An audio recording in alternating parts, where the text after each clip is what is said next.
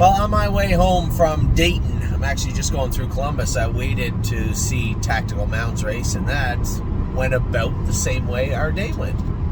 A break from Tactical Mounds in a very weird place behind the gate. I don't know that I've seen her make that break before. Just looked a little out of gear coming off the car. I'm not really sure. I haven't talked to Megan or Scotty yet. I have no idea what happened. But that is how my day kind of went today. I don't really know what happened. You know, I'm looking at the board here, and I think with a little luck, we got 6 winners today. And the only horse that I didn't really think had a shot, I liked Vehement, but from post 8, you know, I didn't know, and then I get a call 40 minutes before the race. Ronnie Wren's wife, I think was getting induced or into labor or something. No Ronnie Wren at the Meadows. Mike Wilder calls me. What do I need to know about Vehement? Expensive yearling. We bought him for next to nothing. He made a break his first start. Lost a shoe. We went to qualify him. He wasn't comfortable at all. Made some additional adjustments. I really still don't think we have him perfect, but we're getting there, and he's good. So drive him like a trotter that can make breaks and has low confidence. If he feels good, drive him however you want. If he doesn't, you're going to have to protect him. Obviously, he felt good. Mike said the horse was trotting good, very green, but would learn to be a decent horse. That was his take on Vehement, and I second that. That's where our day started and began and ended. The good side of it, anyway. And it wasn't we didn't have a disgustingly horrible night. I will start by this. I waited to watch Tactical Mounds race. She made a break. Okay. Boo-hoo. There's a mare with a mark of 49-4 and hundreds of thousands of dollars made. You know what? Once in a while, she's allowed to make a break. Was it timely? No, of course not. Breaks rarely are. But hopefully everything is okay. If it is, then just chalk it up to a bad start. Nothing more. So 2 totally different bookends. A win with a horse I didn't think could win today, and a loss with a horse that could have won today. Ended up going away low odds too, like 3-5, 6-5, something like that. When I tuned in, I was like, oh wow, she's in a really good class. And then I saw it was going for 75,000. I'm like, oh no, that's not good. So she has a 4th and a 6th with a break. I don't know where that puts her in that series. I'm not really sure. But I guess we'll see. So the rest of the horses. So I was just trying to figure out how to unpack all this to you. As the day went on, I felt it very odd. Jason and I were talking about Brace for Landing. He was 2 fingers, but had no pop tonight. Why? Was he sulking because I put a chain on him instead of a wire snake hook? It's very possible. He didn't seem to be. He just felt flat. Casanova Hall felt flat. In a good spot. Raced pretty good. Way up, jumped up from that condition claimer at Northfield into a pretty salty condition claimer at Dayton. Was it just a class hike? Possible. 3-point blue chip raced really well. We'll go through them. I don't want to make comments about the horses. I don't want to get lost here. Spitfire Overseas, big favorite. Looked flat. Chevron's Bypass was horrible. We'll talk about her in a minute. And Drebin, I thought, was in a good spot, but again, up a class. Am I imagining things? Was it just that the horses were in tougher than we thought? Or was it something else? So let's go back. Halfway through the night, I talked to a couple of people, talked to Kane Kaufman about a couple of things. But I'd asked about the track, and he said it is deep, it's hard to get through, which makes total sense. I'm going to tell you why. Starting with Casanova Hall. Now, when we got Casanova Hall, fast, made breaks, very erratic, our goal was to get him squared away, flat, and confident. That would take time. The last part, the confidence part, that takes time, repetition. So let's start with one good race. We found one. And then another, and then another, and then another. Now he's starting to get confidence. But to get him gated to where he was comfortable, where he wouldn't interfere, where we could race him. We had to go from normal shoeing, which was for the most part, I think when we got him was 4 full swedges, all the way to where we have him now. And it took baby steps along the way. And I told you guys that you can't just go right to the other side, because what lies out there is shoeing that can be a little cumbersome to the horses. Let me explain. Casanova Hall right now wears aluminums turned around up front. So aluminum shoes backwards up front. The entire toe is open. We have no grab on them up front. On that toe, usually what you'll do is you put that shoe on backwards, and then you put a cork on the corner of each shoe just for a little grab. There's none on him. 0 cork up front. Behind, egg bars. So an entire shoe that encompasses the foot, and it juts out a little bit at the back like an egg bar. Looks just like an egg. That's where you get the name.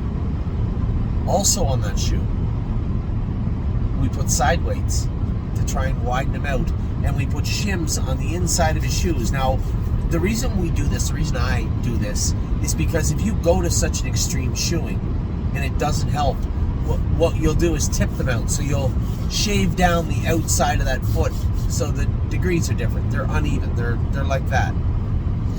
But once you've done that, you can't go back. You can't say, oh, that didn't work, put that foot back on. So what we'll do is improvise. And you'll take a little piece of a pad. In this case, a rim pad. It's a plastic that you'll see under the horse. If you look closely at horses' shoes in the paddock, sometimes you'll see a little blue pad in between the foot and the shoe, just for cushion. That's called a rim pad. Well, we'll take a piece that long, and it's about that wide, and we'll just put it on the inside of the shoe, underneath the shoe, in between the foot.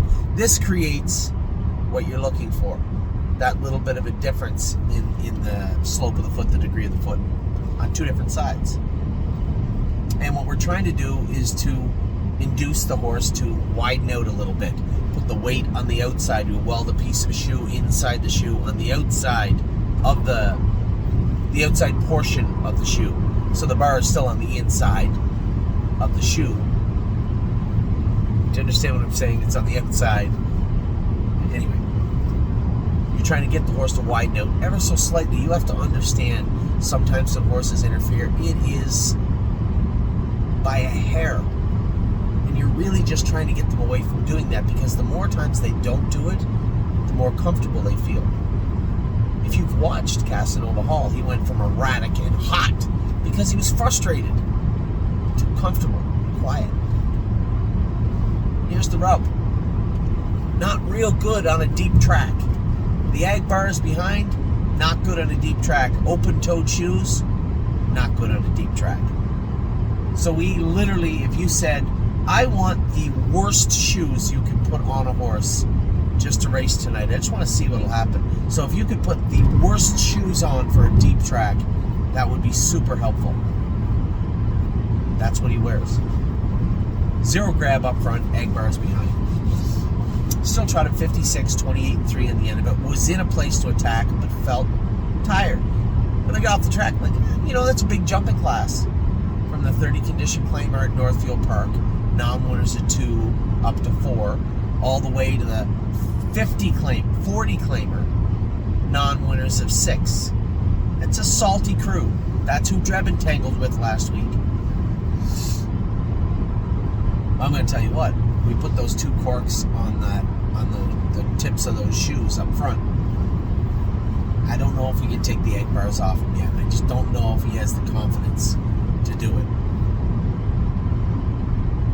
But if we could, maybe leave those shims in and put aluminums on them behind.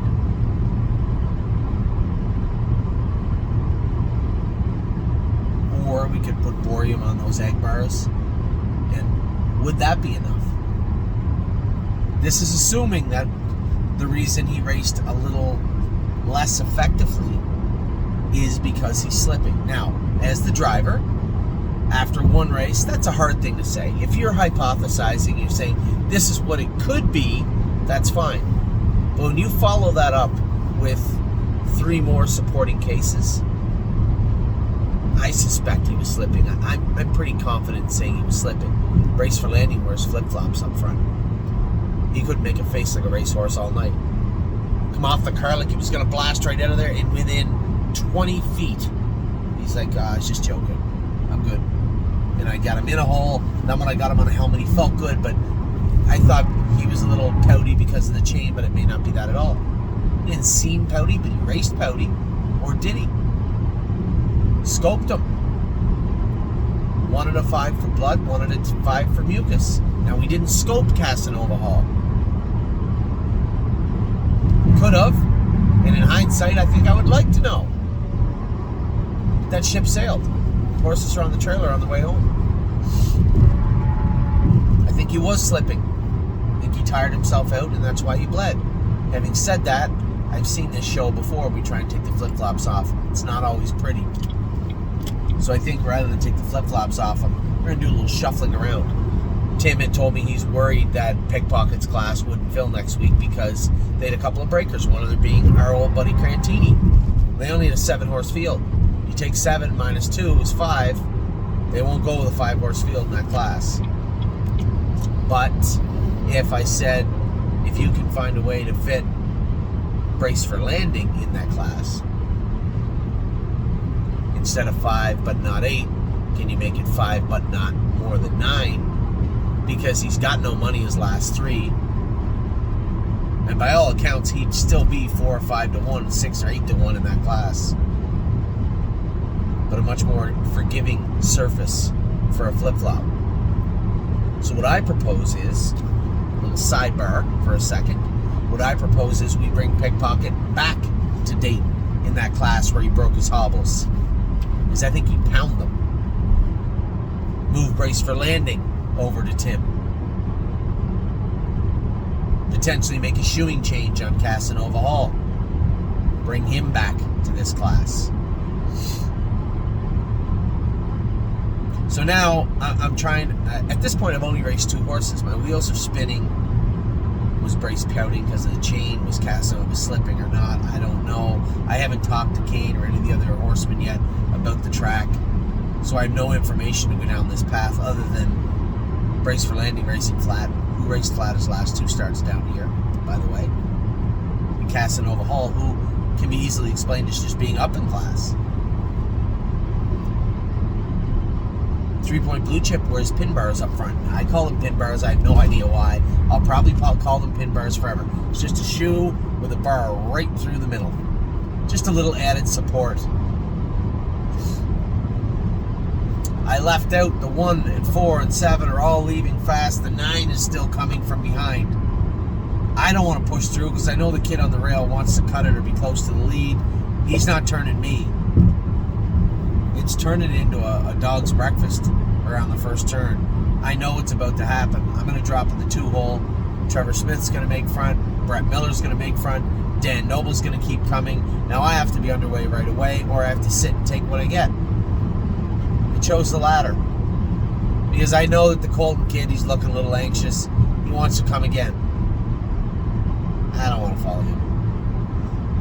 I'm thinking to myself, Dan and Brett are now going to sit 1-2. Out comes Colton.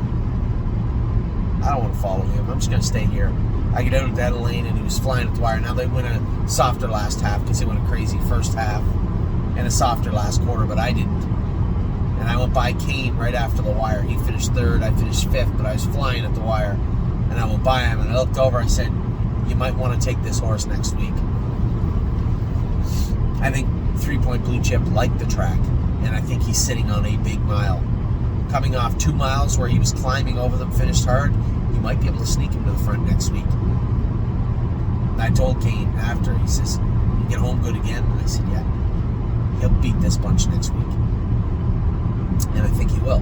He draws 5, anywhere south of 5, with a favorable group of horses to the left. No kamikaze stuff, where he can blast out and get away on the front or in the 2-hole. He's heading to the winner's circle. He's sitting on a big mile. I liked what I saw from 3-Point Blue Chip this week and last. Just unfortunate, right? And the reason it's tough to get him in a good spot is he's usually not good on the front. Don't come first over. So that means you got to leave and sit. Because he's not good when you get away last either. So it's not like you just come third over and wheel him out anywhere you want, blast him. No. You got to leave, sit, find a way through. Once in a while you put him on the front. Once in a while you come first over. But usually leave, sit, attack. That's 3-point blue chip in a nutshell. That's been 3-point blue chip since the very first time he stepped on the racetrack in a pari-mutuel event. That is him in a nutshell. So I think Kane will likely take him next week too. Spitfire Overseas, I thought would jog. You know, I had a great talk with Brett after. He is enormous. Literally looks like he's going to fall out. I said to Brett, we were just joking with Stacy, and she just takes good care of the horses. Like, he's not quite ready to get to the Open yet anyway, physically looking at him. I told Brett, I said, as soon as he falls out, this horse will go forward immediately. He's fighting the hobbles, right? And here's the tricky thing about Spitfire. He hates them tight. But when you walk up to him, I set hobbles on all our horses, and I said, Brett, this is one of the only horses where I can set his hobbles, go on the track and say, man, these are way, way too tight. It's usually the other way around, especially for our horses. You'll go on the track and be like, oh, these are too loose. And you'll pull them up. I pulled them up. But I was always left letting Spitfires out. When Megan had him good, he wore a long hobble. When Stacy had him good, he wore a long hobble. He fills them out perfectly, and you have to have them in that perfect hole. When he went by me coming to the half, you could see the bike in the first turn rocking where the hobbles grabbed him. Brett come off the track. He goes, hobbles are too tight. I can see his frustration, and I've been there. I felt that exact same feeling with that exact same horse. He's changed from last year is what I'm getting at. He is bigger. He is stronger. But the hobbles were working against him. You could see it in the first turn. You could see it coming off the car. You could see it in the last turn. Tired him out. Now, I didn't stick around for the scope, but I can almost assure you there might have been a little trickle there, because it'll tire them out sometimes, right? When they get tired, that's what happens. They bleed a little bit. And that only strengthened my opinion on the horses slipping. Why would Brace for Landing just bleed out of the blue? He hasn't been bleeding. We've been scoping him. We've scoped him a number of times. No blood. 1 out of 5 tonight. So slipping. All things point to this taking place. I didn't just come up with this on a whim. I spent the last 2 hours thinking about it. So Spitfire, for those of you out there saying, well, you just let his hobbles out. Just take your time. If he had a 1 tonight, he's not ready to be up in the Open yet anyway. He needs a couple of more starts. He looks like an elephant. He is gigantic. Just give him a couple of starts. Let him work his way up to the Open. He did this last time. Go back and look at his lines.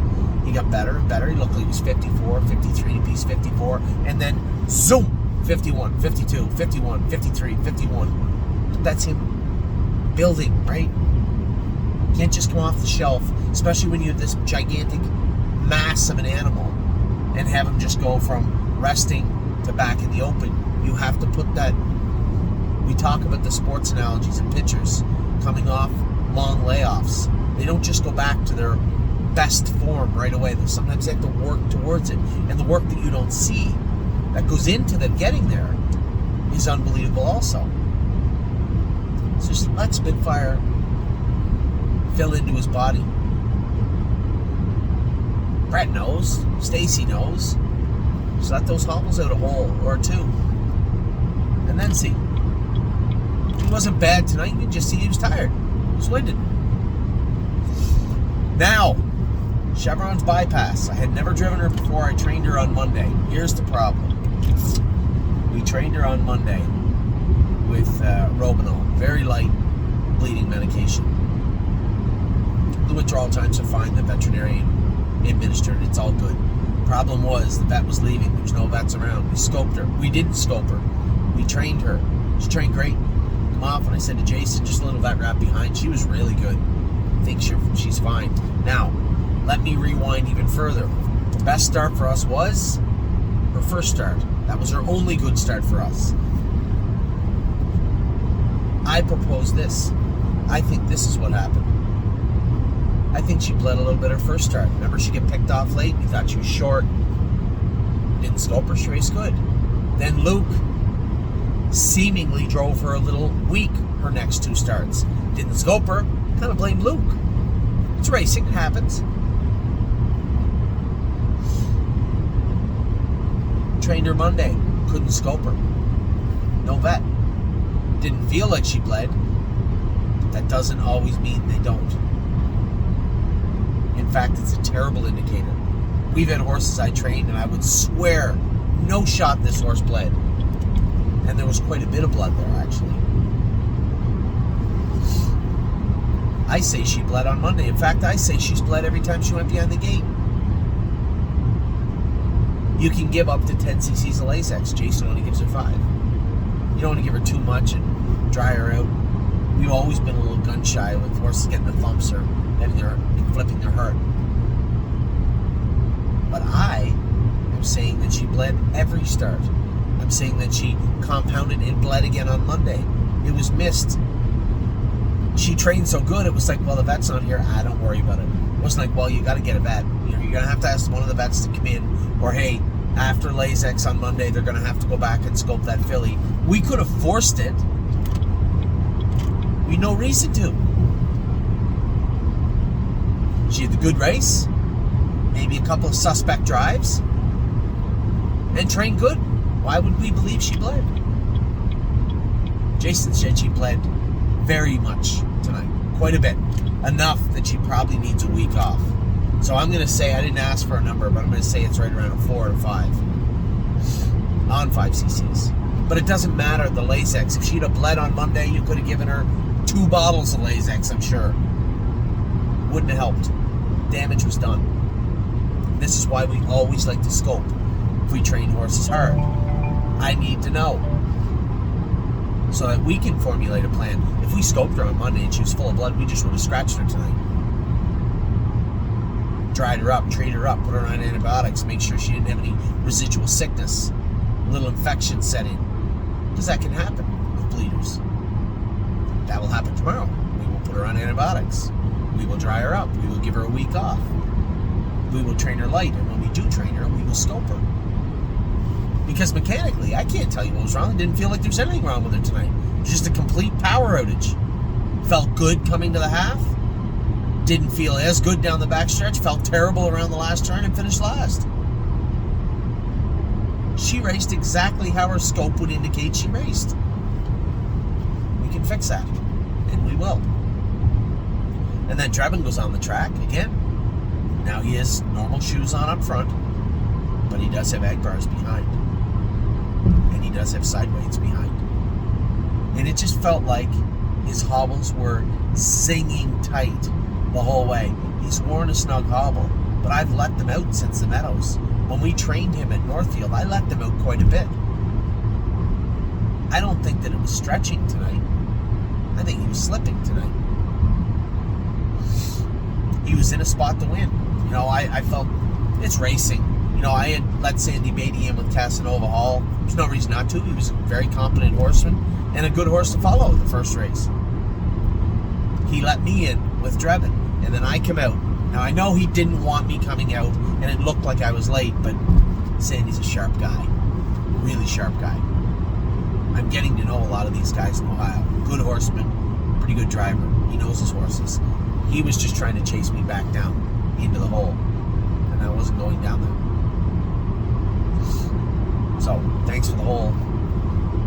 Sorry about coming out, but I wasn't not going to. And I told him after, too, his horse was making noise tonight, too. I don't know the name of the horse, I don't know who it is, but maybe keep an eye on him next week, too. So, Drebin, what can we do with him? Well, we can potentially, now that both him and Casanova Hall have much higher confidence levels, do you think we can throw some aluminums on them behind? I don't know. These are things that Jason and I are going to have to talk about. And I'd asked Kane after, were his hobbles tight last week? He said, yeah, they were tight. Said, okay, we'll let them out 2 holes. Maybe we'll try aluminums on it behind, because if the track is that deep all the time, and the track seemed good, It wasn't like I got racing in the middle of the car and said, this track is terrible. The track seemed good. Aside from the mounds in along the rail, like that much off the rail, there was this mound of dirt. You got to get that stuff off. You got to pull the pylons, scrape it down. It's the same thing Northfield got into, right? It's just not good to have them there. Because the worst thing that can happen is if it rains, it just sits on there, the track's destroyed. Plus, it's just not good for racing. I mean, that much of the track, you try to stay close to the pylons anyway, but you can't get close. It's literally half a foot off the rail. It's just this mound of dirt. So, retool. Brace for Landing can go to the Meadows. Pickpocket can come to Dayton. I think Pickpocket wins that class next week easily. I think 3 Point Blue Chip is a serious player in the class he was in. Drebin, if he can get around with aluminums on, I think he'd be much better.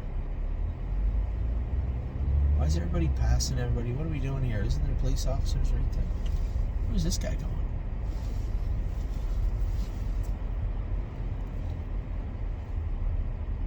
I don't know what these people are doing. There's an ambulance coming now. Anyway, I think there's fixes for next week. I think we learned a lot tonight. The horses that we raced tonight, they were in classes they could do well. They seemed flat. So Vehement race great. Casanova's Hall can be better. I'm telling you, he can be better. Marching Fourth, I jumped over him. He bled a little bit too. Got to go on Lasix. But as I said to Tim, it looked to me, I bet you he probably got him shod this week. Maybe he didn't, I don't know.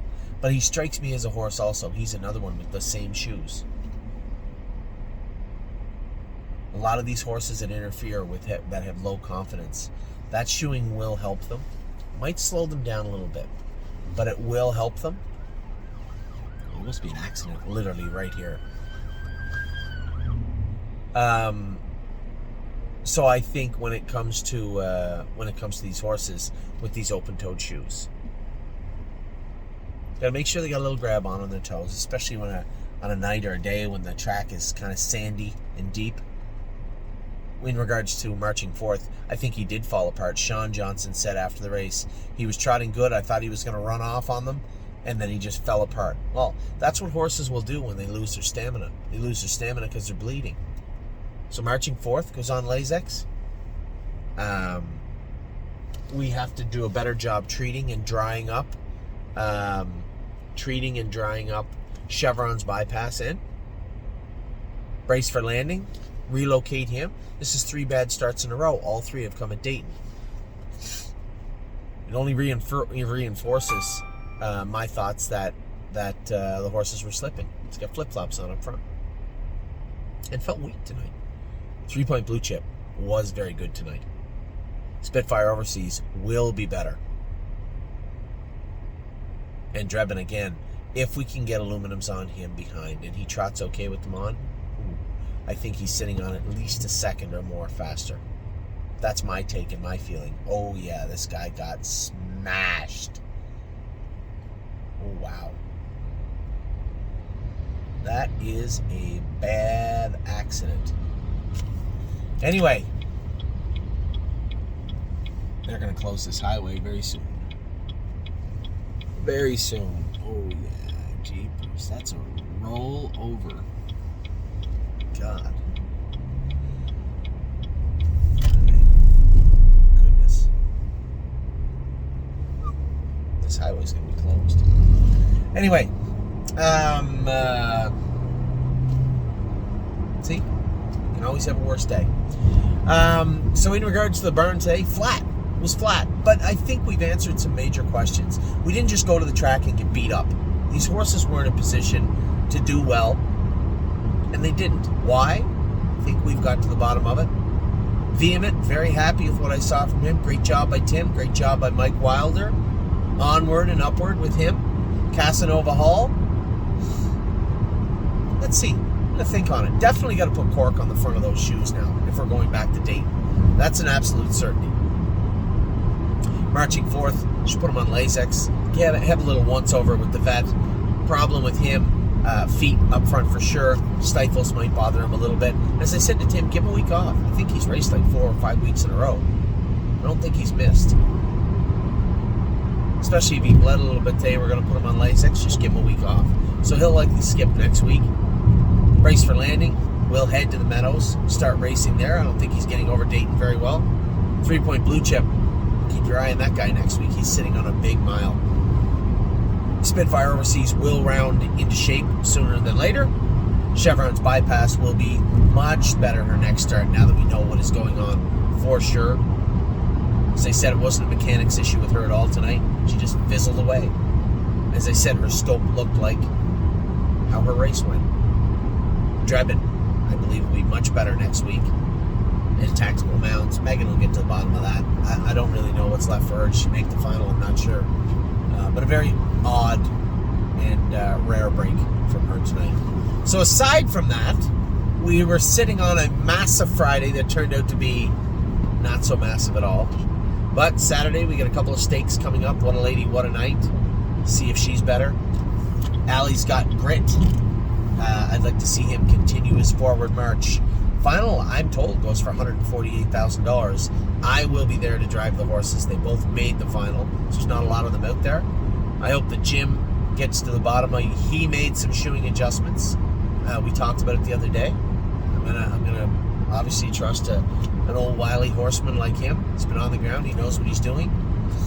And although shoeing difference, the shoeing change is quite a bit different than what I thought, I don't really care. This will be a results-driven change, and hopefully a change for the better. So we'll see how she races on Saturday evening. Allie's got grits in with one of the toughest horses in the division, so we'll see. But I'm eager to go drive him. The Sunday after Harrisburg is when I'll be there. Insider trading tomorrow night. I want to talk to Chris Lems about her. I just want to see a flat line and some progression from her. I really very leery about racing her when I'm not there. But we'll see how she does tomorrow. So good luck to Chris. And I'm fancy like he's buried, but it's her first start back. We're trying to find a spot for her. Maybe there's something down here for her next week. I have no idea. But for right now, our biggest power was tonight. It was a power outage, as it turned out, but that's the way it goes. I apologize. I'm looking at the calendar. They changed the calendar. Saturday, we only have What a Lady, What a Night, and Allie's Got Grit. Sunday, we have Insider Trading, and I'm fancy like. Monday, we have Looks Like Money and Yo Mister. They put us in together again. That horse does not belong in there. That is his last start in Canada. I don't care if he sets a track record on Monday. He will be leaving to go somewhere, I believe the Meadows, next week. Tuesday, the final race of Arson's stakes season. Now he'll continue to race. I think where do we take Arson? I don't know. I'm going to have a look around. Arson has to go somewhere. Time is on my side. I believe, a little sidebar. Time is on my side, gets a week off. He fits an hours at 10 at the Meadows. I suspect he'll win that race. When he does, I think you might see him show up at Yonkers in the optional 3 to 5 open pace. It goes for $35,000, and I think he fits it nicely. I don't want to race him forever for an extended period of time on a half-mile track, but I think for now, it's a good fit for him. Megan reminded me that they take a break at Yonkers before Christmas for a couple of weeks, so maybe we'll race him until the break and then make a decision in that regard. Arson, I'm not sure. We'll get to the bottom of that. And George of the Jungle races on Monday. Is that the final of this thing? How can he be 12 to 1? It's a little silly. It's been a super tough bunch tonight, or Monday. Anyway, that's what's going on. That's what's gone on. I'm obviously a little disappointed with today's output, but the only thing worse than being disappointed is not knowing what happened. I feel comfortable in saying I think we have a pretty good idea of exactly what took place and a way to combat it and mitigate that for next week. So I'll leave you with that. Tomorrow we're off to Harrisburg. I'm going to do all your videos tomorrow. Steve and I and Amy on our way to Harrisburg.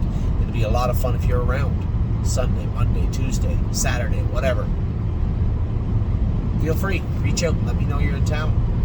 We'll go get a bite to eat, talk about the horses. You can come with us and look at all the horses you want. As usual, same as Lexington, doors wide open. One more important note, Mark McKelvey can't make it to Harrisburg because he is in the Kentucky pedigree reading for Keeneland for the thoroughbreds. But we have a very capable fill-in. Many of you know Jenna Otten. This is Peter Otten's daughter, one of them. And she is going to be, one of the two Otten girls, is going to be doing the commentary for us at Harrisburg. Very capable girl, very smart girl. It'll be a lot of fun. It all kicks off on Monday morning. So I'll talk to you all very soon. I hope you're having a great weekend. If you're any of my partners on today, listen, I think I ran you all through it. Yes, it sucked. We didn't have a great day, but I think every single horse that did not race good, I can tell you why, and we can fix it. So that's all you can ask for. I'll talk to you soon. Take care. Have a wonderful rest of your evening and your weekend. I'll be in touch very soon.